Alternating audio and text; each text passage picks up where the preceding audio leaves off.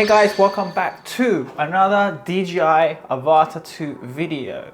And this week we're going to be looking at photography with the DJI Avata 2, and I can't keep a straight face because I know this is the most unorthodox video. Like, why on earth would you do photography with an FPV drone? But hey, it's an option that DJI have put on the DJI Avata 2. We might as well test it. Is it any good? After all, I make these DJI Avata 2 videos in order to get the most out of the drone. I can already see some of the hardcore FPV pilots who are watching this thinking,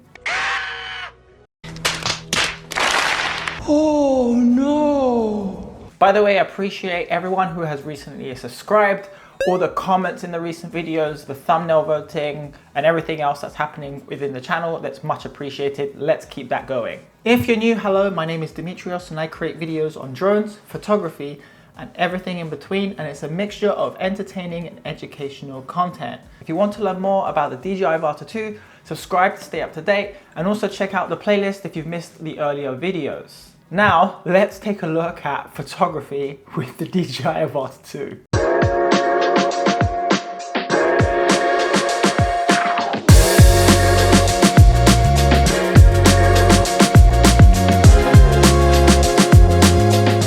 Now, before we dive into settings and some testing, let's go over some of the specs because this is important. This is the same image sensor as the Mini 4 Pro and the DJI 3. It's a 1/1.3. It's got 12 megapixels.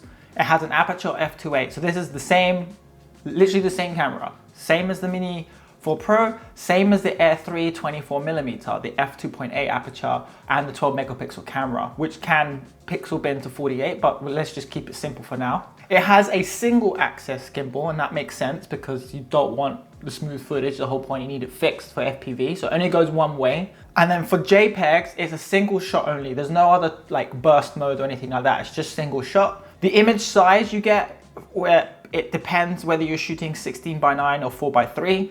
So 16:9 is 4000 by 2256, and 4:3 is 4000 by 3000 basically. And then you have a shutter speed between 1/8000 all the way down to 1/50 seconds. Take note of that one because that one's important. And it just shoots JPEGs. That's it. You don't get RAW, it's JPEGs only. So those are the specs for the DJI Avata 2 for photography basically.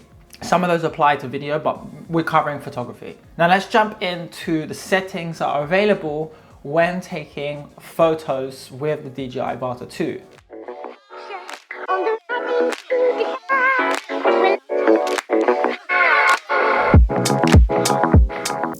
So you have two options. You can shoot in auto and let the drone do the work, or you have manual and you can adjust the settings. I'm laughing because this is just, I don't understand this video myself, but I had to do it. I actually happened to go up to Huntsville for the weekend. I was going for an event. I thought, you know what, let me just take the drone because it was a lovely day and I'll just do my testing up in Huntsville rather than Toronto, which has been iffy with the weather lately. So with auto, the only thing really you can adjust is the exposure value, whether you want it -3, -7, -1, or you want to increase the exposure to correctly expose the image. Not that most people would put that much effort into photography with the Avata 2, so I just left it as standard. And then with manual, you can basically decide the shutter speed, and you increase the shutter speed in order to try and get a correct exposure value. And this was a bright sunny day, so really you didn't need to increase the ISO, so you'd probably just set this to 100, or you can leave auto ISO on and let the drone do the work, but it knows to not increase the ISO because it's such a nice bright day. The other options you have is the aspect ratio, white balance, and the camera field of view, which is normal wide or ultra wide. You could also use an ND filter when taking photos. However, like again, this won't have such a big impact because of the shutter speed is limited. That to the lowest you can get is 1/50. And again, with a bright sunny day, it's not gonna have much of an impact. Even if you saw last week's video where I covered the Avata 2 at night, I did take a couple of shots at night in both auto and manual as well. However, this isn't going to be the greatest pictures, especially when you're shooting in JPEGs only. You aren't going to collect the most information with a JPEG.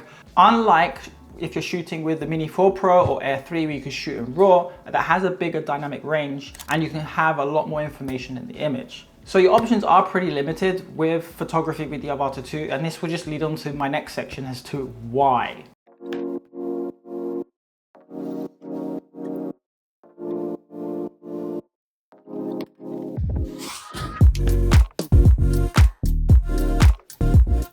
Why would you take a photo with an FPV drone?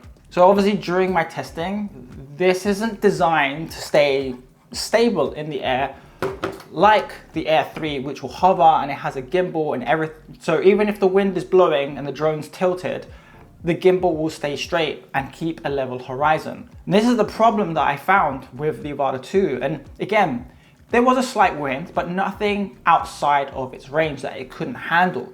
However, when you're just hovering in the air, the drone is trying to counteract that wind by tilting. And then this is a single axis gimbal. So now, if you're just staying in one place, the images are coming out, well, not straight or not level with the horizon. So if you try to counteract that by adding roll to straighten out the image as best you can, now the drone is moving in one direction because you've told the drone to go right or left to get that level horizon. So now you're not getting a stable photo because the drone's moving. It's kind of a mix of both. If it was no wind, it might not be such an issue and the drone will be straight. But there was like, what, 10-kilometer winds in Huntsville that day?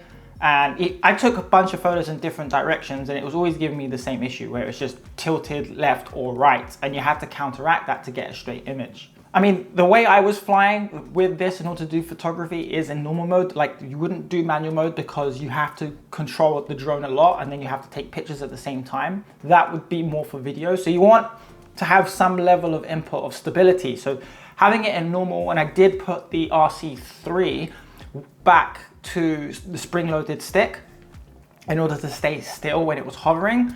I just could not wrap my head around like why DJI put this feature. I mean, why would you use photography? If you could think of a reason of why this is useful, let me know in the comment section down below. I mean, it's nice to have. The thing is, this is not going to be good in low light because the lowest shutter speed possible is 1/50, so you can't go lower than that. And if you compare this to other drones, the shutter speed can go as low as 2 seconds or even 8 seconds, depending whether you're in 12 or 48 megapixel mode. When I was taking photography with the Avata 2, I didn't see much of a difference with either auto or manual, especially in JPEG. And because the conditions were actually really good, because it was a nice bright sunny day and the sky was full of clouds, auto was fine. Didn't see a problem. Even with an ND filter or not using one, there's not going to be a difference.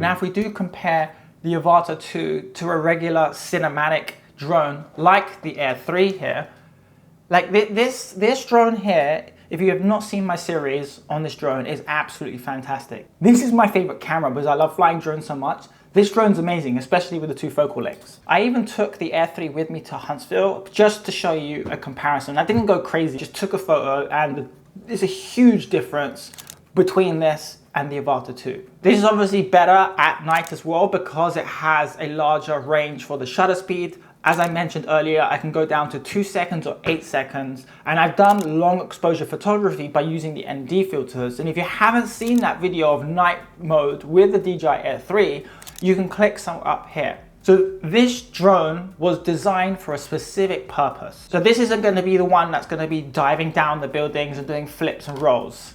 Hence, this is why DJI have an FPV drone. It was designed for a specific purpose. This isn't really going to be a photo first drone. This is a video first drone.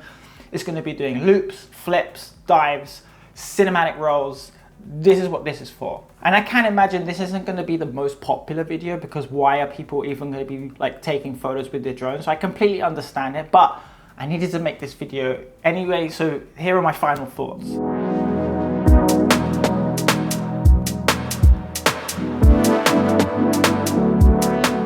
I personally don't think I would use this feature other than for the purpose of making this video, just to show you like this is what the drone can do and what it's capable of. I mean, it's nice that it's there. I mean, if you did decide to take some photos and the only drone you had with you is the DJI Avata 2 because you're on vacation and space is limited and you couldn't take your other drone, yeah, why not? At least you have some JPEGs and you can fly this in the air. Just know they're not going to be perfect. They're not going to be straight. As long as the lighting conditions are great and it's during the day, it's a nice sunny day, you'll be fine. As soon as it comes to low light, you might struggle a little bit because of that shutter speed doesn't go as low as 1/50. I wouldn't even bother using manual, like it's not gonna make a difference. I mean, the other option as well, is just something that I do as well. Like if you wanted to take a photo from a video, you can always just take a still frame. And that's what I do sometimes with my thumbnails when I create the reels. I might as well just take the frame from that video rather than taking a separate photo. So if you have been following along in recent weeks and you've been checking out the community posts, you know that next week we're actually going to be doing the Goggles 3